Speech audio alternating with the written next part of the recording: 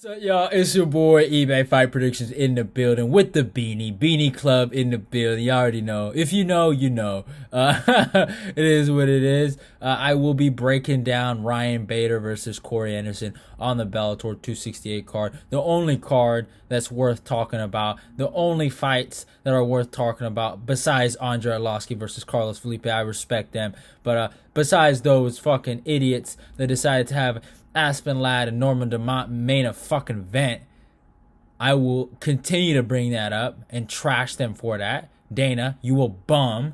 All right. Fertitta boy bum. All right. Beta boy Fertitta. All right. Like, running errands for. Hey, real talk. I'm not even making this up. You can go listen to Big John's podcast. He says it himself. Big John McCarthy said it. Dana White was the Fertitta's boy's errand boy. All right. You understand that? Both of them. Okay? So I don't want to hear nothing about this guy, man. He's a joke. Right now, I got no respect for Baldy. But it is what it is. What can you do? If the MMA bum jail, if we get enough funding and we get enough money, we can potentially put that idiot behind bars. But it's just seeming like a fantasy right now. But let's talk about this matchup, man. This is the semifinal matchup in the Bellator light heavyweight tournament. I mean, Corey Anderson, former UFC fighter, Ryan Bader, former UFC fighter. Both guys left either after reaching the top five or being in the top five. It was very, very pivotal for both guys to leave. Big signings for Bellator. Ryan Bader especially. I mean, he's accomplished so much in their company. Becoming the light heavyweight champion and also becoming the heavyweight champion. So he's really legit. If Bellator ever has a Hall of Fame, he's for sure Hall of Famer in their company, and has accomplished so much in the sport. So good on him for that. But I mean, Corey Anderson still hasn't reached the heights that even a guy like Ryan Bader has, and he's still very young. A lot of people don't realize how young Corey Anderson is. He has a lot of mileage on his body, but I mean he's still in he's right in his prime, 32 years old. But obviously, let's talk about these stats. Ryan Bader comes to the record of 28-6. He's fighting out of Arizona, age 38. That's something to look at. I had a 6'2" and a reach 73. Corey, 15-5, is fighting out of Illinois, age 32, a height of 6'3", and a reach of 79. So, there's a few things that when you look at this matchup, you have to really pay attention to. Is the fact they're both wrestlers, and usually what that means is it cancels out. It's one of the biggest factors in this matchup. I mean, Ryan Bader has shown, real power, and at the same time, Corey Anderson has shown really great cardio. So that's the things that's really going to battle each other out, I feel like, in terms of the stand-up, and that's where I think this fight is going to play out. Now, I think the clinch will be a big factor, but Corey Anderson has been known to take down guys that seem like, they match up well with him in the grappling, right? Patrick Cummings, Glover Teixeira, even Jan Blachowicz when the first time they fought. He's always kind of been that guy. A lot of people, I think Corey's a D2 or D3 guy. Let me search it up. Corey Anderson's wrestling credentials. But I think he was D3, if I'm positive. Corey Anderson, I think he's D3. And he talks about being a D3. I remember on the Rogan podcast, he talked about being a D3 guy. Loving to beat up these, D1 guys. And it's crazy, wrestling. Yeah, he's a D2 guy. He was a D2 guy. And he talks about being in high school and wrestling since elementary and just not being the best guy. And he talked about I think he wrestled in first grade. I gotta rewatch the podcast or the or that specific clip. But he said he didn't start winning until he was in fifth grade, and I think he'd been doing it for 3 years. I think.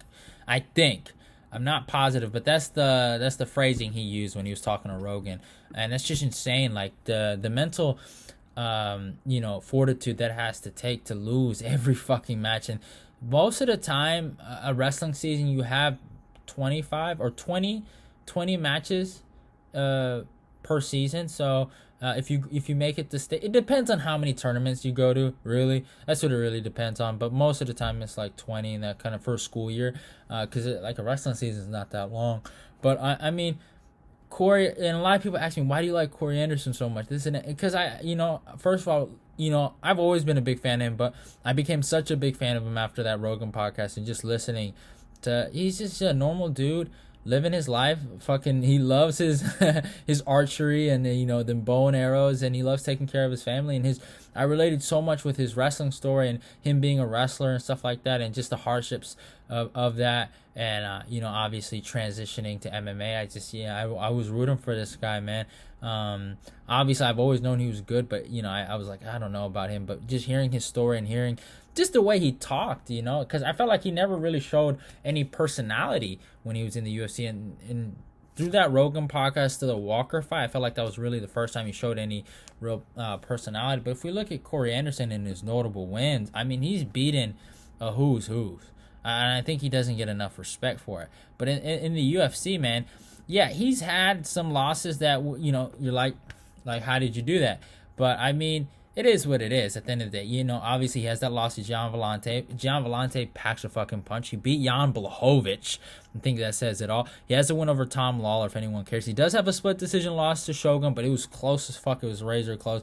He did get knocked out by Jimmy Manuwa really bad. Took his lights, took his soul. And it was just one of those losses. It's like, man, like, and Corey talks about it like he just felt like he was going to lose. He felt that he didn't match up well with Jimmy, and he thought about getting knocked out, and it happened. And sometimes I really do believe sometimes having a good chin and getting knocked out, can be a lot of mental. It really can. And I might be wrong, and sometimes a perfect punch is a perfect punch.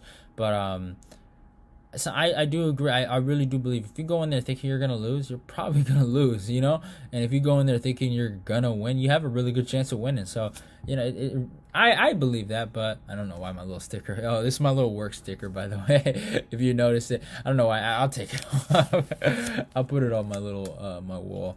But, I don't know why I kept that on there. But yeah, I mean, what's it called? Then he gets knocked out by Ovince St. Preux, who he was dominating, by the way, like just the whole fight, and just got caught with a kick. And he talks about it. He was leaning his head towards that area and just got caught. But after that, he goes on a really, really good 4-fight win streak. Beats Patrick Cummins, who was the better wrestler based on credentials, and he went out there and out wrestled him. Beat Glover Teixeira. Short notice for Corey Anderson, by the way. Glover Teixeira, I mean, this was one of these fights that Corey was so under-respected, they wrote Glover Teixeira off because Corey beat him. And they're like, oh, he's old. And now look at where Glover is at. He's fighting for a belt. And this wasn't too long ago. This was in 2018. This wasn't like it was ages ago. It was very recent. And then he beats Ilir Latifi. And here's the thing where Corey Anderson, and people don't understand why Corey did what he did to Johnny Walker. People don't understand where Glover Teixeira and Ilir Latifi was ranked. At the time, Corey was ranked number 9. Glover was ranked at least number 3. Ilir was ranked number 5. I want to ask you guys one thing. If you beat 2 top 5 guys, where do you think you would be put in the rankings? Like, I'm just wondering, like, where do you think you would be put? If you were to beat 2 top 5 guys, right? Where is the most logical place you would be in the rankings? In the top 5, right? Well, no. They didn't want to give it to Corey. Instead, they used those losses to, I guess, Jimmy Manuwa and Ovince St. Preux as an anchoring system, as a way for him not to make the top 5. And the highest he ever got was number 7. Imagine that. Imagine how unfair that is. Like, it's completely ludicrous that happened to him. And if I was him, I would be fucking pissed. I would think people are against me. And like, people didn't understand it. Like, oh, he didn't beat nobody, this and that. Like, Corey Anderson didn't beat anybody. He lost to Ovince St. Preux, Jimmy Manuwa. Why is he complaining? Da-da-da-da-da. If you get treated like that, motherfucker, I'd expect you to complain, punk ass. Man, MMA Point, man, I'm about to rant. But, like, people were so mad at him because after his next fight, he did what he did, and I'm not proud of it, obviously, but I didn't like it, but I understood where he was coming from, all right? And people like guys from MMA Point and even, sadly, MMA Guru, right? And I like these guys, don't get it twisted, but they did this fucking assault campaign saying, you shouldn't complain. I'm not even, like, obviously Corey had said something like it was because I'm black or whatever, and I don't think that's true. But, like, you don't if you're winning and you beat these guys in the top, you deserve to be in the top. I don't care what it is. And the people in the ranking system are just retarded. And I'll stand by that. You are retarded, and it's okay. You're just born like that, you know what I'm saying? But it is what it is. And he had every right to complain. And he went in this matchup against Johnny Walker. He took the fight when he didn't really need to. He fights this big hype train. Walker coming off crazy wins over Mirsha Serkinov, over I think was it Khalil Rountree, or it was Khalil Rountree, or the other guy, the little guy with the I forgot his name, Justin something, I don't know, but yeah, he's coming off that really big win over Mirsha Serkinov, right? So with that win, Walker had all this crazy hype. Even I was thinking, man, if this kid can learn some technical stuff, he could be a problem for Jon Jones. Height-wise, size-wise, he could be a real problem. But when I found out he was fighting my boy, he was, public enemy number one. If you know me, you fight one of the homies, you're public enemy number one. Because your boy eBay, since day one, since when he got out the womb, never been a hoe. Never been like that. And, it is what it is. It is me versus you after that. And, he fought Walker, and I was like, man, Corey's finna sun this guy. And I thought Corey was just gonna put that grind on him, be like glue, like he always is, and just destroy this cat. But instead, I give Corey his credit. He knocked him the fuck out, and we found out Walker had no chin. And people got mad at Corey for acting a certain way. And it's like, first of all, everyone was hyped up about him. Everyone was acting like Corey Anderson was some stepping stone and that he's gonna get lit the fuck up. Like he wasn't a legit dude. And it was just disrespectful. It was just disrespectful. He had every right to complain. He had every right to rant on him and tell him there's levels to this. There's levels. It was the greatest thing. I was so happy for Corey. Now, obviously, it was disrespectful. And we see what happens when you disrespect people in the octagon. You look at Jorge Masvidal. Now, it took him a minute to get that knockout, but he ended up getting knocked out. Look at, even as much as it hurts me, Derek Lewis, when he mocked Curtis, even though Curtis deserved it, he ended up paying the price. And Corey Anderson, he paid the ultimate price. It was a price of revenge against a fellow foe, a former foe actually, and Jan Blachowicz. And Jan caught him. He caught him good. Corey threw the dumbest leg kick of all time. And what can you say, y'all? What can you say? But it is what it is. But then yeah, he ends up leaving the UFC, makes his Bellator debut, destroys Melvin Manhoef, and then fought the Yagasmirov. Fights him. By the way, a really good dude. He was ACB champ. Only lost to Ankalaev. Has a high finish rate. Really good knockout power. He hurt Corey Anderson, by the way, in that fight, but Corey just broke him. And Corey's so good at fighting these guys, especially grapplers that have a supposed higher grappling skill set. Even Ilir Latifi had a higher grappling skill set than him based on credentials, and he loves rising to the occasion and almost like putting it into their faces like, yeah, you're not a better wrestler than me. And he loves that. And in this matchup against Ryan Bader, who I barely even talked about in this video, which I think this video might go 20 minutes, but it is what it is. You gotta give him his credit. He is legit, and he has a lot of comparable wins, and has wins over guys that obviously, Corey lost to. But, you look at the guys he's beaten. He's beaten Rampage. Now, let me talk about some good wins, actually. He obviously has competed, like even the guys he's lost to. He's lost to Jon Jones. He's lost to Tito Ortiz, right? 2 Hall of Famers. I know Tito looked like a complete dummy, but it is what it is in his last fight, in his last boxing match. But hey, it's Tito.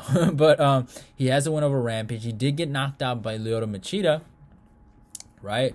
Then got knocked out by Glover Teixeira, but rallies on and gets some wins. Beats Ovince St. Preux, beats Phil Davis, beats Rashad Evans, and then has that fight with Anthony Rumble Johnson. Does the dumbest thing in the world, shoots for the widest single leg I've ever seen from the goddamn.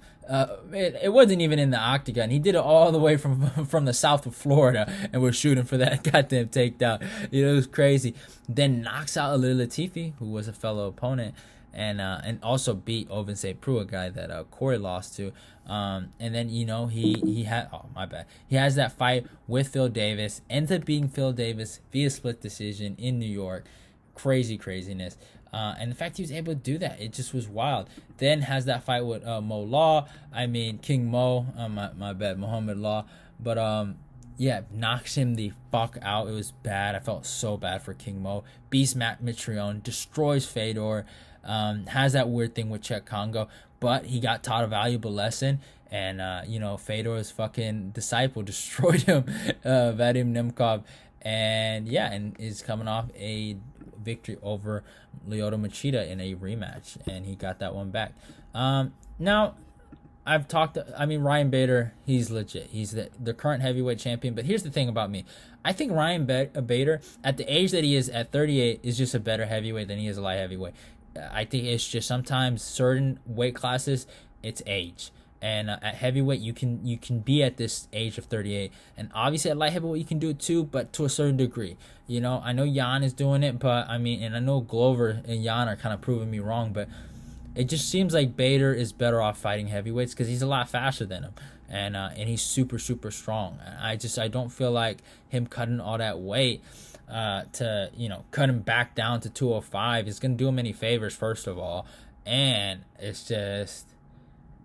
I think the speed isn't that different, but Bader, he has a real knockout chance in this fight, and he has a real chance to stuff a lot of takedowns and break Corey Anderson with takedown defense. Now, I've never seen Corey break to takedown defense, and if you guys know what I'm talking about, the classic sprawl and brawl. Now, I like to call it, because I don't think these guys are brawling when it's sprawl and box, damn near. We have to throw your hands. You have to abandon your kicks, because even if you throw your kicks can get caught, and you have to basically put pressure on the wrestler, sprawl, put power shots, break him, and make him shoot for bad takedowns and set him up, right? And that's a strategy I feel like a lot of MMA fighters sometimes don't use. Even some of the best fighters can't do it, but with Ryan Bader, he's going to have to do it. And I think it's all based on skill set. If you have the wrestling background, you can actually do this game plan. Like Kumar Usman and Colby Covington did it to Damian Maia, kind of, And that's what Bader's going to have to kind of do to Corey, because Corey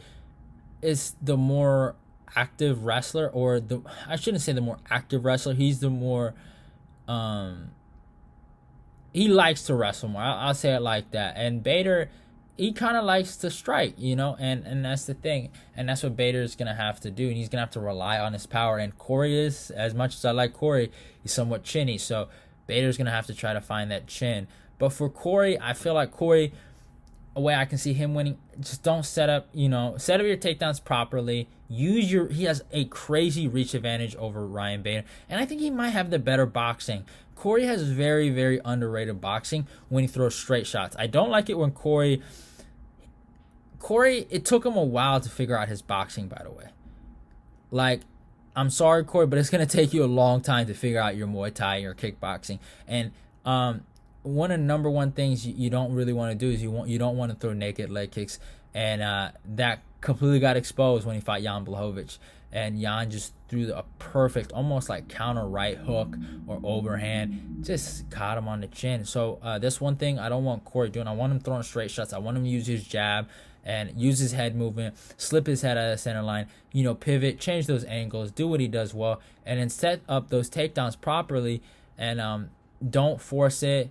This is a legit wrestler, and put that pace on him. That's something that Corey will have over Bader, is his cardio. I don't care who you are. I don't care what any person in the light heavyweight division has to say. Corey Anderson, it has the best gas tank at 205 in the world. And I say that confidently. All right, y'all? There's a reason why they call him overtime, because it doesn't matter if he's in overtime. He's still fighting. He's still going. Doesn't matter if he's deep in the 5th round and he's hurt. He's still fighting. And that's just Corey Anderson, And I think stylistically, wherever this fight goes, Corey has a chance to win. Bader is a lot older. Corey's in his prime, and I think Corey's going to win this. But I think this is Corey's hardest fight stylistically because of the wrestling, because of the power that Bader possesses. And I think that's where, this is the problem for Corey. But if Corey can get past Ryan Bader, and if Vadim Nemkov can beat Anglickas, I'm saying this with full confidence. I know some people are going to get mad at me. Corey Anderson will be your new Bellator light heavyweight champion. I say that confidently. Corey will beat Vadim, and he'll make it look easy. I'm just saying that I truly believe that. And y'all know me. I love Vadim Nemkov. I'm a big fan of him. But I saw what I saw in the Yuri Pauska fight, and you can't be losing to undercover bums. I'm making my prediction. I think Corey Anderson will beat Ryan Bader via 4th round TKO ground and pound or by decision. Either those two. Or it could end in the 5th. I could also see Bader getting the knockout, but also my bigger prediction, I have Corey Anderson winning this tournament. I've always had Corey Anderson winning. As much as I love Yoel Romero, I didn't think, I thought Yoel could beat Rumble, but I thought Yoel would have probably got he would have had problems with Vadim. It would have been bad. And I love Yoel, don't get it twisted, but I've always thought Yoel is a middleweight. Corey's a light heavyweight. It's that simple. And basically, yeah, I got Corey winning this and win the whole tournament. So hope you guys enjoyed the video. It's your boy. I went like 21 minutes on this. It's your boy eBay. It is what it is. Go follow me on my Twitter. Go follow me on my Instagram. If you're new, subscribe. Go click the notification button. Like, comment, share the video. Let's get this eBay Fight Prediction Nation growing. Love y'all and goodbye. There's